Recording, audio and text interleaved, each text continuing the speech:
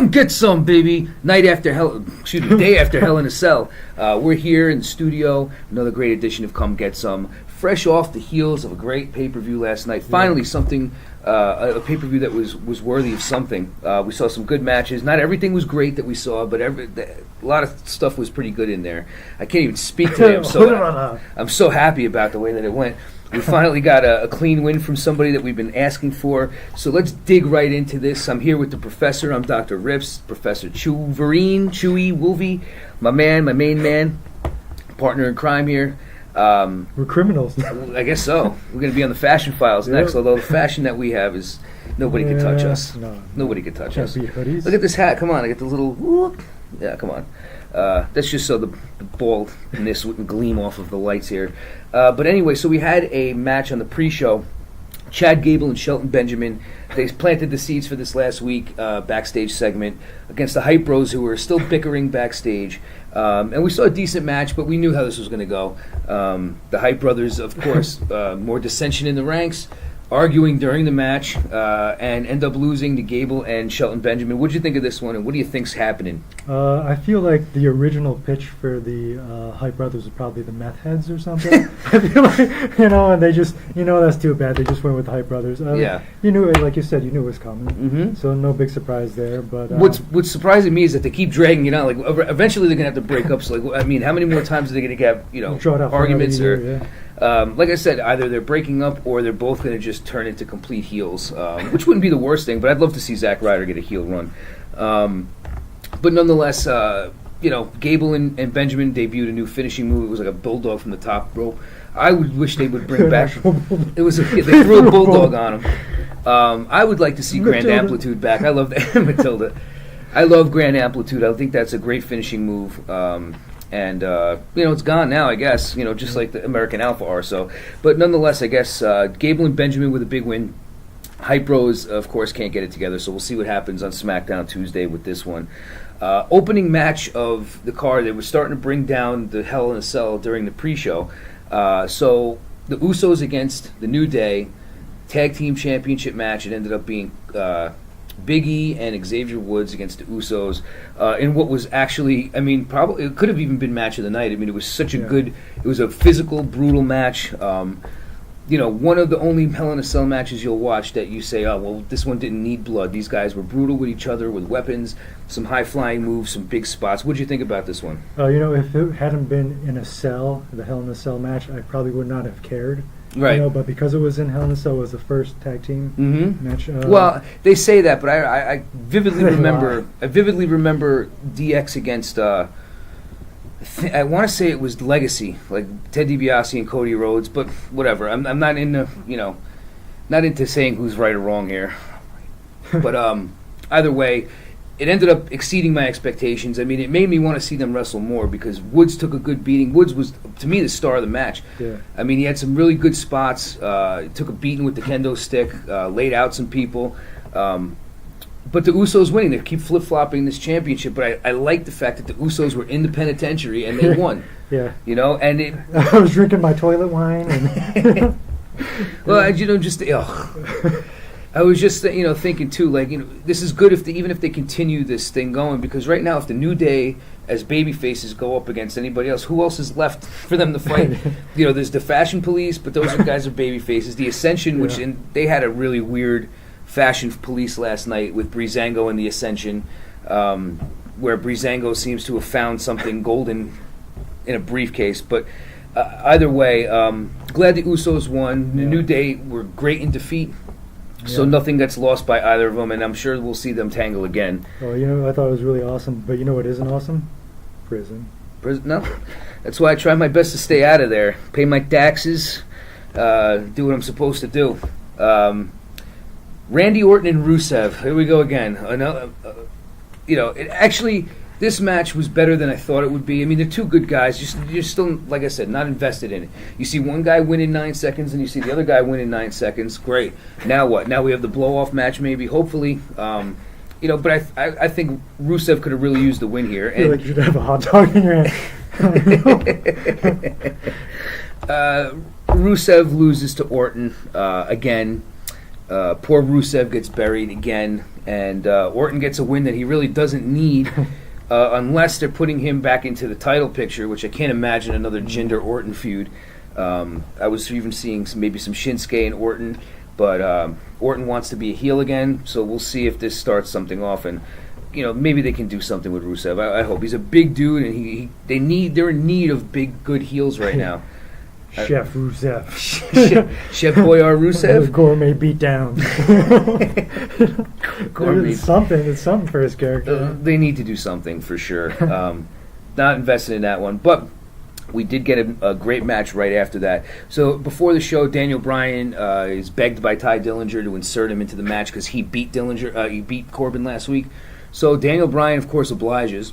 And they have some weird yes and 10 segment in the back. But either way, Ty Dillinger gets put into this match to make it a triple threat match. Triple threat. One away from a fatal four-way. But it was a good match. I mean, Dillinger had some really good spots. They allowed him to get a lot of offense in. All of them did. Of course, the usual great selling by AJ and great ring work by AJ. And what happens at the end? Phenomenal forearm on Ty. Corbin kicks the crap like he was a soccer ball. He kicks AJ out of the ring pretty hard. Yeah. And what happens? Corbin steals the pin. Yeah. Is the new United States champion. What did you think about this? I kind of like him being the new champ. Because I feel like they recently changed his theme music, and it's very like Game of Thrones-ish, kind of like gothic. I say with him being champ now, just kind of go with that and really mind that and do something with it.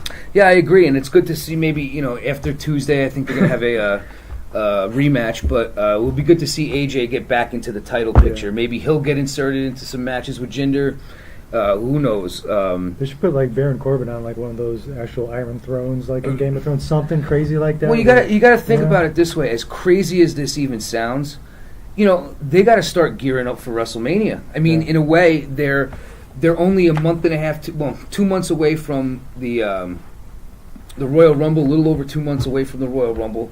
And then after that, that's all the road to WrestleMania. So I think eventually the wheels are going to be starting to be put in motion there for Jinder and AJ. I don't know if it'll be for the title or with the title there, but there's got to be something starting up soon, whether it's some kind of interaction that leads them, one guy winning the title, one guy being in the title picture, who knows. But either way, AJ had a good little run with the United States Championship, and now he'll probably lose another match in some fashion and start going towards the title picture. Corbin, we'll see if maybe he feuds with Ty or if he has something else going on. We'll see about that.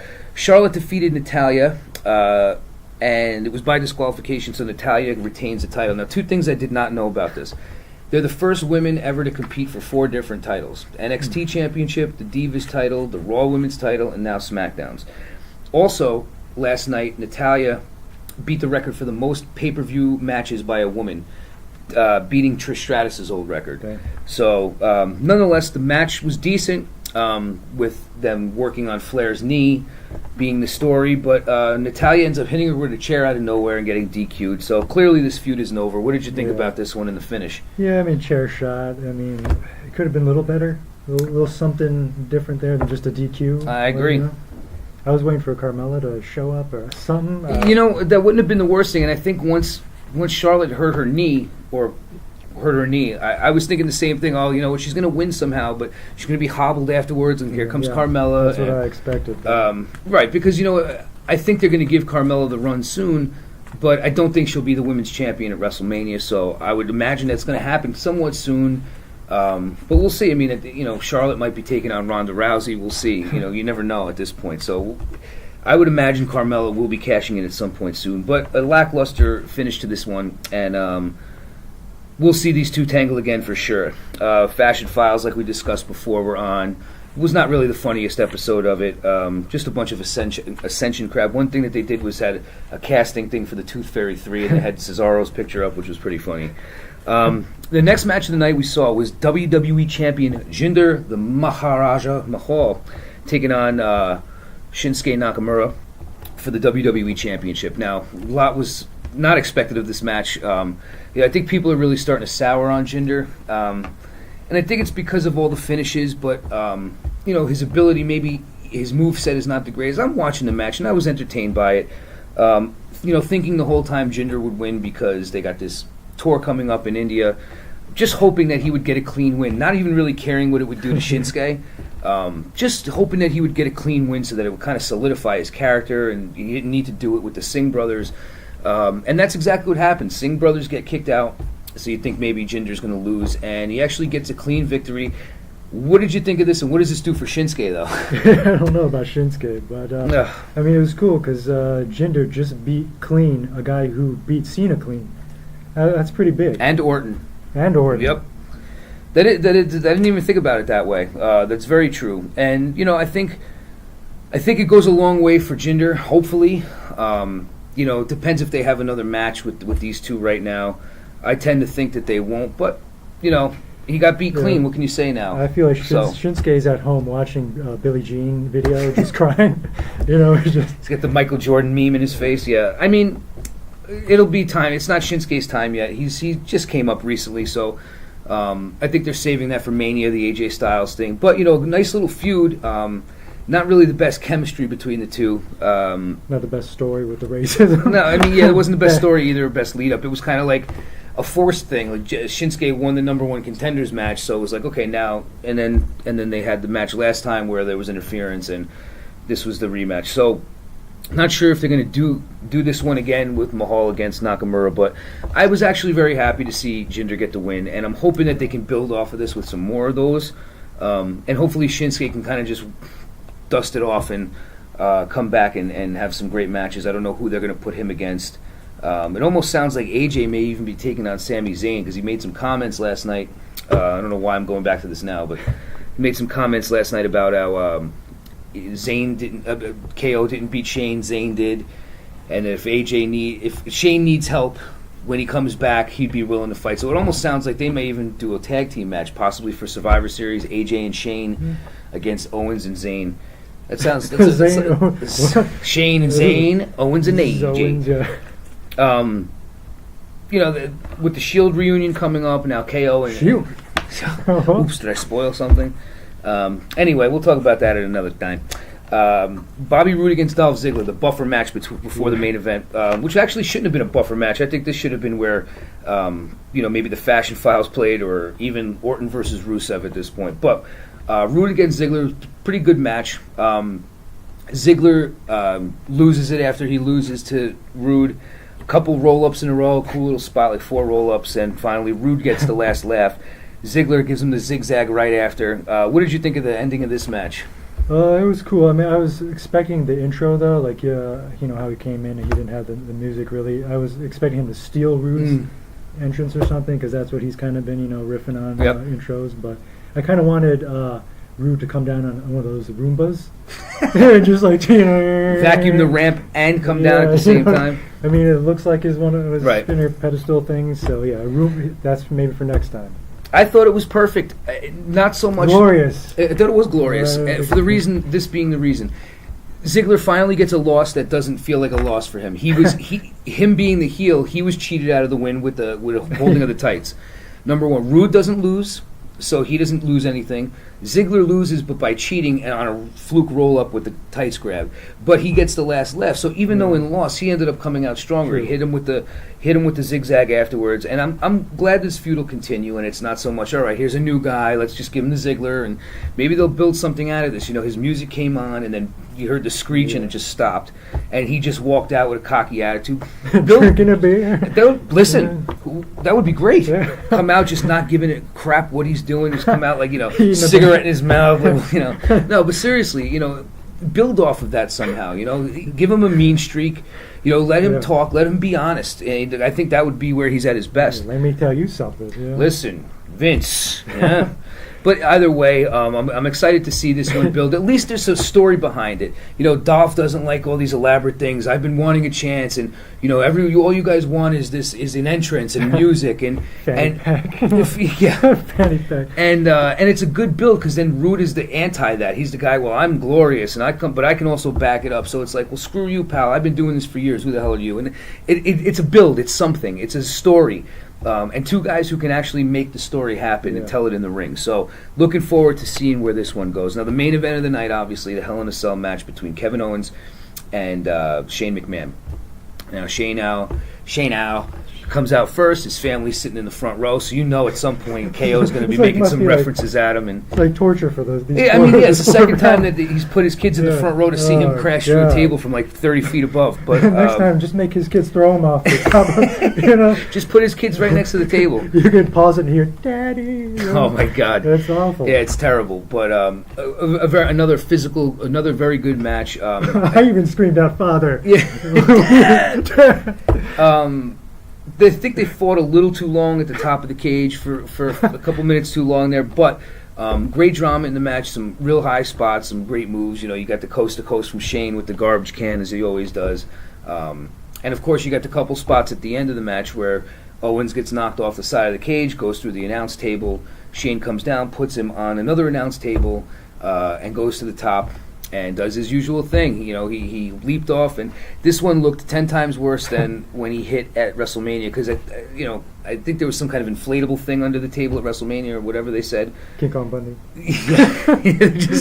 they just stuck Haystacks Calhoun under there, and he bounced off of this thing pretty hard. I'd be surprised if he doesn't have a real separated shoulder or something, but. Either way, it was a big spot, but what happens? You see, from the angle they showed, you could tell Owens obviously had rolled off, but when they come back to the angle of Shane on the floor, you see Sami Zayn sitting there. And the crowd's reaction when Zayn showed up on the monitor also led me to believe that most people that were there did not see Zayn pull him off, because they're all looking at Shane at the top.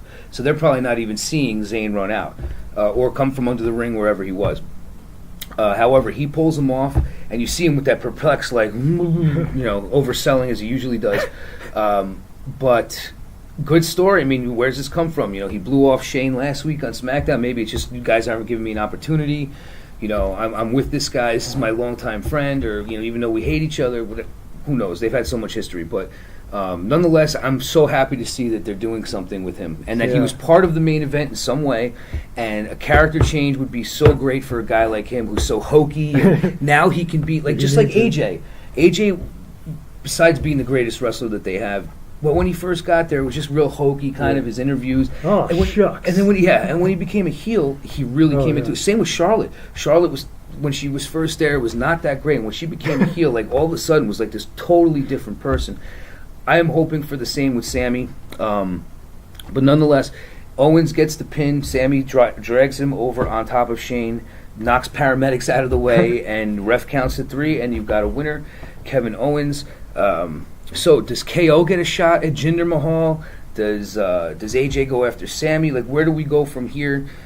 Clearly, Shane will probably not be on TV for the next couple weeks. God. There's been rumors that Kevin Owens is going to be going to Raw. I'm not sure after tonight with the combination of him and Zayn coming together if they're going to do that, or if they're actually going to, keep him there and have them, be somewhat of a team. I really don't know.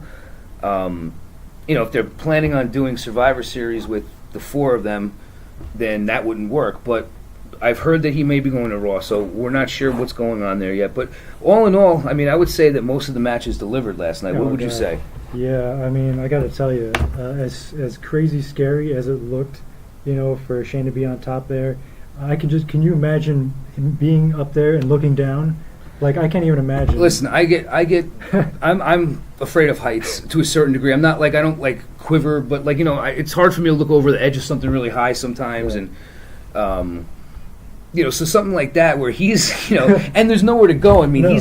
there's 30,000 people staring at him, waiting for him to jump off, and he's going to do it because he's done it before. But like you said, imagine just being that guy who's at the top of this thing, going, "Holy crap!" I mean, this could event. I mean, what was mankind thinking? 3 seconds before the Undertaker threw him off of that thing, this could kill me. Yeah. Okay, at the least, this could break a lot of my bones right here. My life could be totally different after this throw.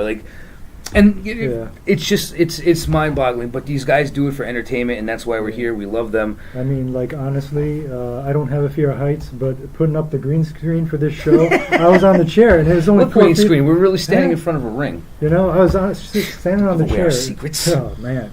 I was 4 feet off the ground, and I was like, yeah. Jeez. Yeah, it's listen, the guy's got a sack bigger than this building that we're in right now. So kudos to him. And we're inside of a sack, live from the ball bag of the universe. Get away! But seriously though, yeah, he's not even a real wrestler. I mean, well, I shouldn't say it. He's not even a full-time, trained wrestler. I mean, he's a guy who wrestles a couple times a year. He has for his, I give him so many props. It's insane. But like I said, a great show. Hopefully the build for whatever's next Survivor Series will deliver as well. There's already a pay-per-view in 2 weeks. It's going to be TLC, and we'll give you our preview for that next week. But we'll be seeing you maybe even this week again with a Raw and SmackDown review. We're looking forward to seeing it. Just a couple things that are going on this week. Could be a Shield reunion. Also hearing that it may not be The Miz, Cesaro, and Sheamus in that match. It could be a combination of Cesaro, Sheamus, and The Miz, or Cesaro, Sheamus, and Braun, I'm hearing. Oh. And even so, it could also be a 4-on-3. So maybe they lose at this one, and then they add a partner for a Survivor Series. Who knows? But a lot of ways they can go. Me personally, I think it's premature to put the Shield together, especially at a No Mercy. That should be like something for like a SummerSlam. But they want to bring up ratings. Football season's here. They want to bring up the ratings. That's why they're also saving Asuka for TLC. So we'll see. But TLC's another time. This was all about the Cell and Hell. So any closing words for our folks here? Have they had an interview with Cesaro's teeth yet? I don't think they ever came out. They're still in his mouth. They're just like halfway up now. It's just so painful. I can't even watch, Yeah, but I did like the Usos a New Day, and the only thing that could have made that match better was maybe like goats, like a petting zoo match or something.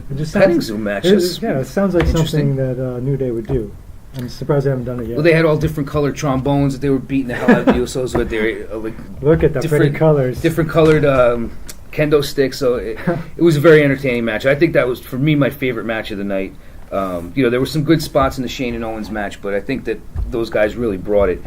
So kudos to the New Day and the Usos. So we'll see what happens with everybody involved on Tuesday. Professor, that's our Hell in a Cell review.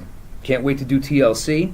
And we'll be back either this week or next with another exciting, beautiful show. For the Professor, Dr. Rips, come get some. Follow us on Facebook, like us on YouTube, or follow us on YouTube and like us on Facebook, whichever one you feel like doing.